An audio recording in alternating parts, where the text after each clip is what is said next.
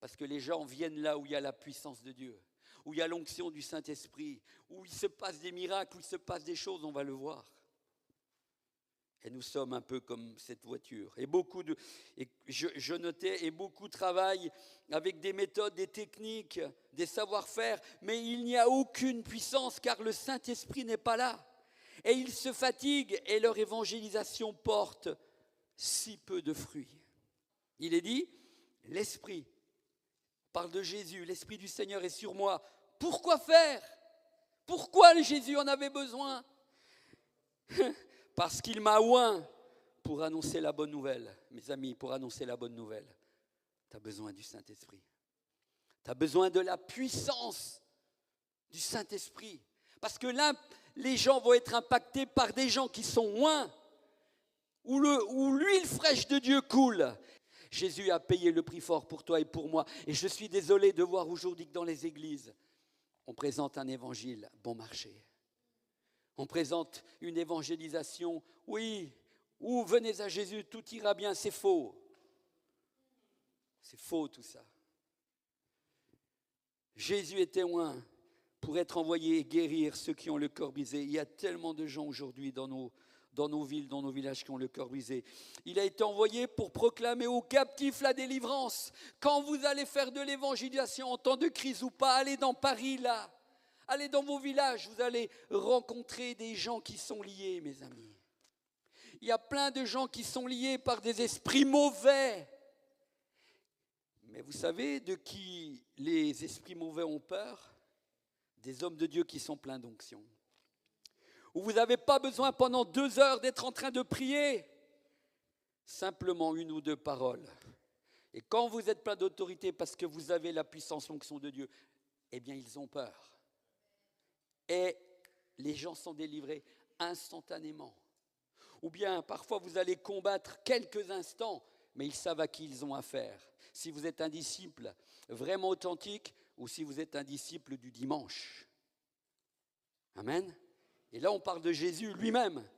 Jésus, il est dit à propos de lui qu'il a été envoyé pour proclamer aux captifs la délivrance. Et dans nos villes et dans nos églises, il y a des gens qui viennent, qui sont captifs de démons. Et parfois, nous ne savons même pas comment faire avec ces cas-là. Les pasteurs sont débordés, les évangélistes ne savent pas comment faire. Il faut se remettre en question. Est-ce que vraiment j'ai l'onction? Est-ce que vraiment je passe du temps dans la prière pour que quelque chose se passe? Mes amis, tant que tu ne payes pas le prix, que tu sois un évangéliste, un pasteur, dans quelque ministère que ce soit, ou que ce soit en tant que disciple, si tu ne payes pas le prix en arrière-plan dans la prière, tu verras jamais grand-chose. Vous voulez que je répète? Si tu es un disciple ou que tu sois un pasteur ou que tu sois un ministère d'évangéliste, un prophète, peu importe, un enseignant, si en arrière-plan, tu ne passes pas du temps avec le Seigneur, tu verras jamais grand-chose. Parce que c'est en arrière-plan que les choses se passent.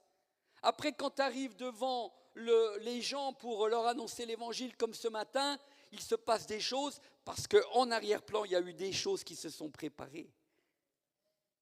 Et l'onction ne vient pas comme ça. Il y a un prix à payer en arrière-plan. C'est pour ça que je dis que ces hommes d'autrefois payaient le prix. Et quand on lit ces choses, on dit c'est merveilleux. Oui, mais ils payaient le prix. Et je crois qu'il y a encore des hommes d'onction et des femmes d'onction aujourd'hui. Je ne suis pas en train de dire qu'il n'y en a plus. Mais je dis si peu payent le prix. Mais le Seigneur, ce matin, quand il nous regarde les uns et les autres, il sait où nous en sommes. Et il peut dire, oui, je te vois, je sais quand tu viens devant moi.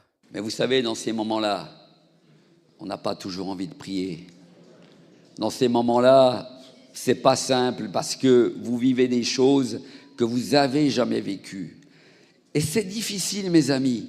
Faut pas se voiler la face. C'est pas que les alléluia qui vont changer les choses. Parce que vous ne pouvez pas vous mettre à la place de l'autre. Et dire le Seigneur est bon, amen, on veut l'entendre et je l'ai entendu. Et puis, oui, tu vas passer du temps. Mais quand j'allais au-dessus, je m'asseyais là où j'ai l'habitude de m'asseoir, sur mon fauteuil. Et puis, des fois, mes prières, c'était des pleurs. Que des larmes. Parce que dans ces moments-là, nos larmes sont des prières. Et lui connaît que nos larmes, c'est des prières. Et c'est des choses où tu es là, Seigneur, tu ne sais pas quoi dire, où tu pries juste un peu. J'aime prier, mais là, c'était pas évident. Je me posais beaucoup de questions, vous savez. Et finalement, j'étais là, devant le Seigneur, et puis, à un moment donné, je pleurais. Je disais, mes prières étaient des pleurs, et puis, en même temps, je lui disais quelques mots, bien entendu. Et puis, à un moment donné, et je pense que ce message vous aidera dans ce sens, vous qui peut-être souffrez de quelque maladie que ce soit.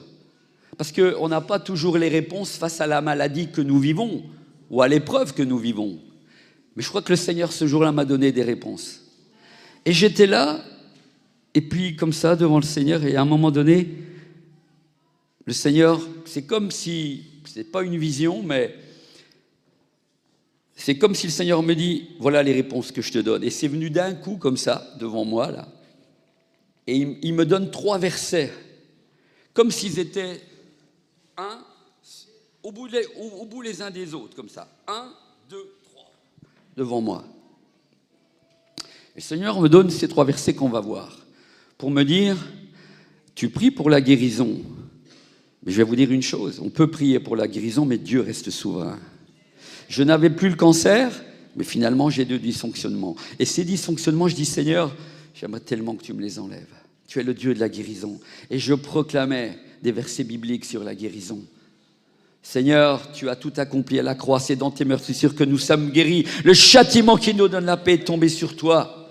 Tu dis dans le psaume 107 et le verset 20 que tu es cette parole qui a été envoyée pour guérir déjà dans l'Ancien Testament. Mais tu es cette parole qui a été envoyée dans le Nouveau Testament. Et tu es venu en chair et tu guérissais les malades. Seigneur, c'est aussi pour moi. Et le Seigneur guérit.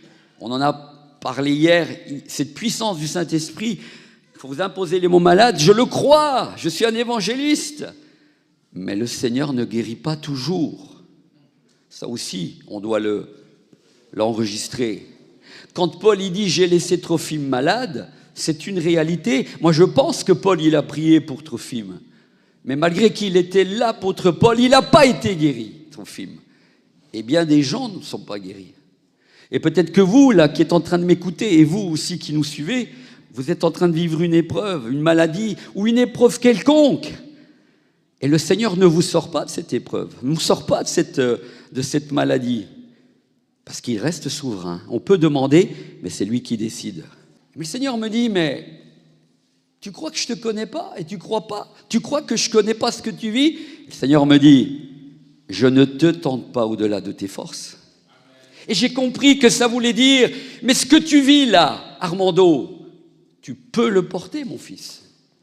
Même si tu as ce problème avec les urines, tout ça, mais je sais, moi qui suis Dieu, qui te connais, que tu peux le supporter. Et ce que tu es en train de vivre, tu te dis, mais Seigneur, comment je vais faire? Tu ne me guéris pas. Dieu sait que tu peux le supporter.